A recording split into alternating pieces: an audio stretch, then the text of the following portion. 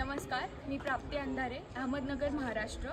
मी ISM third इयरला शिकत आहे।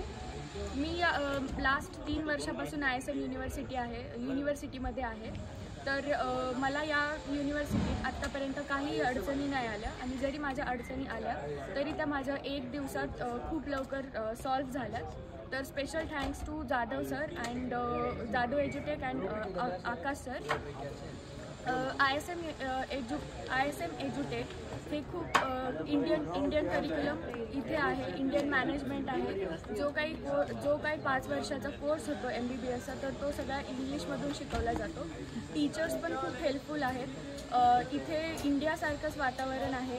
अभ्यासासोबत इथं फुटबॉल क्रिकेट टुर्नामेंट्स, अजून इतर काही सगळे फेस्टिवल साजरे केले जातात। तर इंडियाची काही एवढी कुणीव नाही भासत।